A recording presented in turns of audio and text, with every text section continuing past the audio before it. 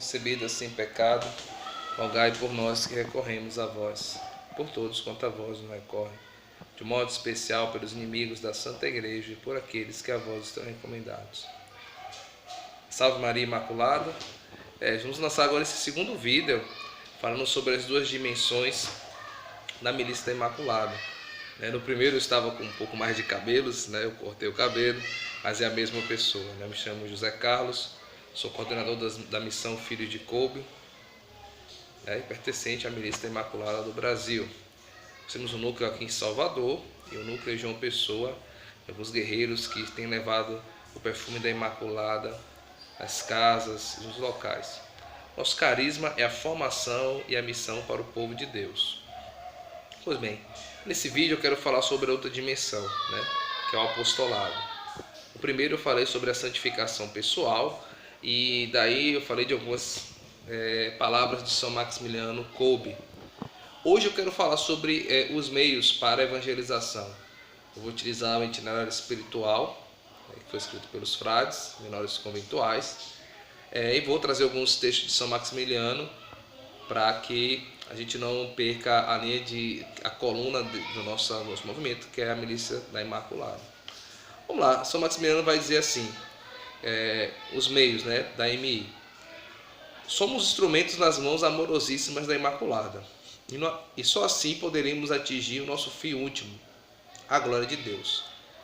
Todo o nosso afã deve ser, pois, deixar-nos conduzir para não fazer nada segundo nossas ideias, mas que ela quer e segundo o seu agrado. É interessante que ele coloca aqui o seguinte: a consagração consiste nisso, em entregar toda a nossa vida à Imaculada, a ela.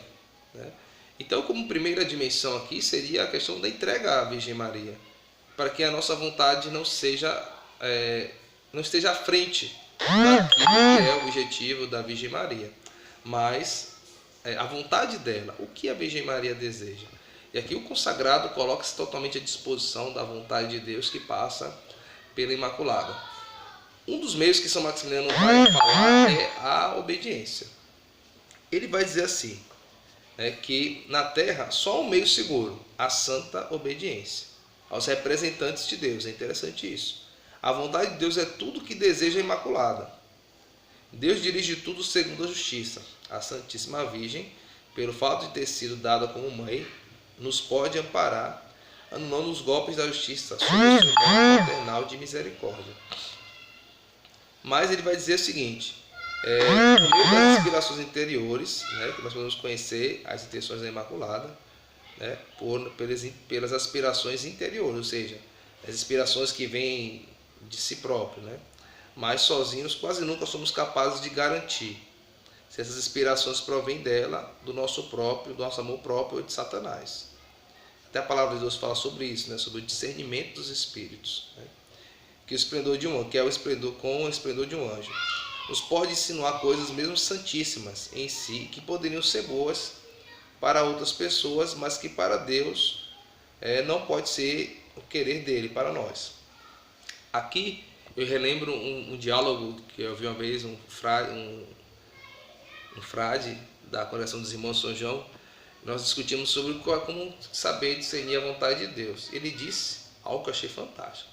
Você quer saber o que é a vontade de Deus? Veja se aquilo que você deseja está ligado ao tripé teológico. Está ligado à Sagrada Escritura, à tradição da igreja e ao magistério. Ligado a esses três, você vai saber que aquilo que você faz está correto. Acima de tudo, buscar a orientação do superior, a obediência.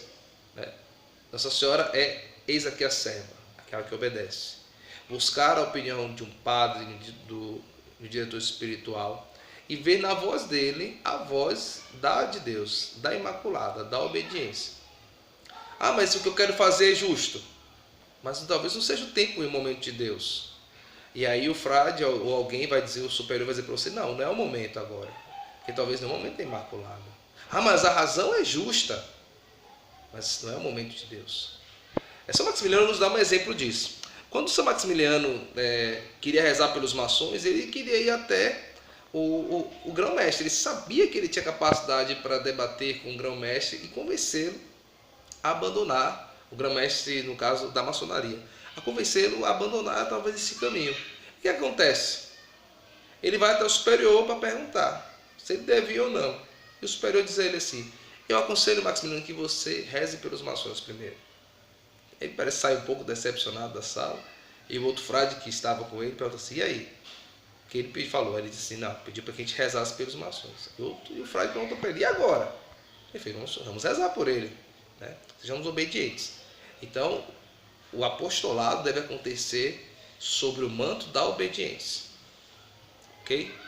E tem que fazer aquilo que é coerente à visão católica da igreja. Lembrando que a milícia é um movimento católico.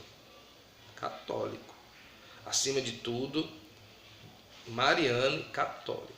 Ok? Não é trazer para a igreja aquilo que não é da igreja. Não é trazer para a milícia aquilo que não é a voz oficial, o que a igreja não comunga. Ok? É importante estar sobre essa observância, né? Ele vai falar aqui, né, ainda sobre a questão da obediência, né? Portanto, não é só os meios das ordens, por meio das ordens dos superiores, mas também pela permissão de levar o efeito às inspirações interiores, que nós conhecemos as ordens da nossa rainha, né? Toda a nossa vida, todo pensamento, palavra, ação estão em suas mãos, que ela dirija tudo como lhe agrada, né? Então essa grande questão aqui, essas inspirações interiores e à frente também, né? Referente a isso, né? Persistir, consagrar, perguntar: mãe, tu queres isso? Ter esse relacionamento com a Virgem Maria, que é importantíssimo. Por isso que a primeira dimensão, que é a santificação interior, as orações, é importante. Pedir que Deus confirme isso na oração e, acima de tudo, na palavra dos superiores. Olha só, ele fala do uso da medalha milagrosa, né? E vai falar que este é o sinal que ajudou a muitos, né? E rezou muitos sinais em muitos momentos, né?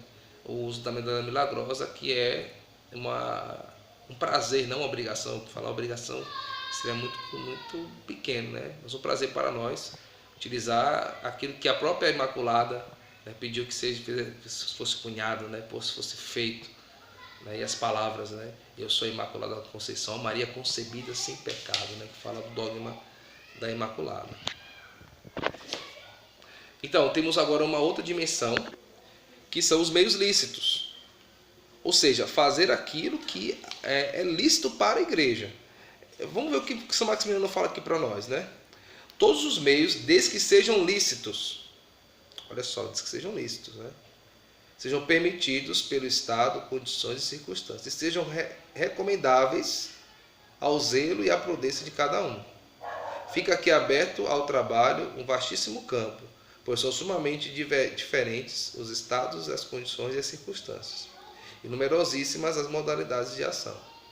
Ou seja, quais são os meios lícitos que nós podemos utilizar?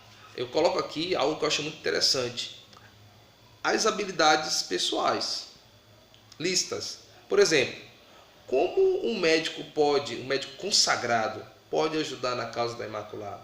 Como um pedreiro pode utilizar das suas habilidades para a causa da Imaculada?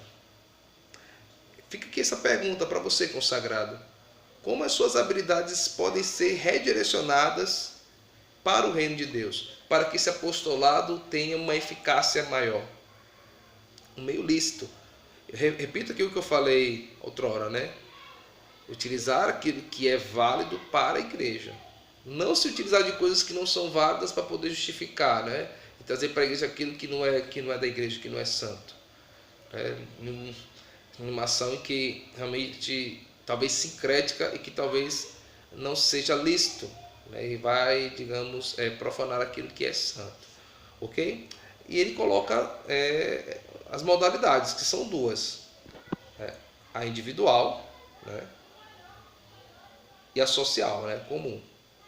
No trabalho individual, vai falar ele, né? Cada pessoa pode fazer muitas coisas, conforme os talentos que Deus lhe deu e o amor ardente, confiando o que expressa a oração. Eu acabei de falar sobre isso, né? No entanto, pode dar-se a situações que ela só não possa enfrentar. O mesmo acontece na oração. Jesus afirmou: onde 2 ou 3 estiverem reunidos em meu nome, eu estou no meio deles. Unindo forças se pode orar e trabalhar com mais eficácia. E aqui é interessante, né? Ele fala do aglutinação de mentes. São Maximiliano tem essa expressão que eu acho muito fantástica. Aglutinar mentes e aglutinar corações para o apostolado. E aqui pensamos nos grupos, né, de milícia, nos grupos dos filhos de Cobe.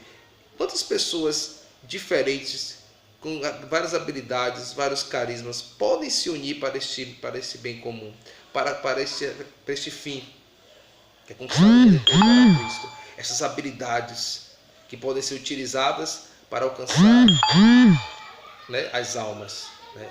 O psicólogo pode trazer algumas reflexões da psicologia, claro, com uma roupagem cristã, contanto que não profane aquilo que é cristão, essa reflexão. Filósofo, né? Essas habilidades que unidos, né, podem gerar várias ações, né? Uma ação social que leve à evangelização, ok? As reflexões teológicas podem ser enriquecidas com essas ciências, né? Nós não desprezamos as ciências, mas nós aglutinamos elas e vemos aquilo que é coerente com a palavra de Deus para levar as pessoas. Enfim, o apostolado, ele é vasto, ele é amplo e ele tem essas 3 colunas, eu posso dizer assim: a santa obediência, né? Santa obediência, a licitude, né? Fazer aquilo que é lícito, que é correto, e o terceiro é as suas habilidades, com as habilidades dos irmãos, para o engrandecimento do reino dos céus. Fica aqui, né, o meu abraço aos filhos de Cobe e aos irmãos, né, de todo o Brasil, de todo o mundo. Que Deus nos abençoe. Que a Virgem Maria nos ajude a unir forças. Que o perfume da Imaculada se espalhe para que Cristo seja amado e glorificado. Salve Maria Imaculada. Paz e bem.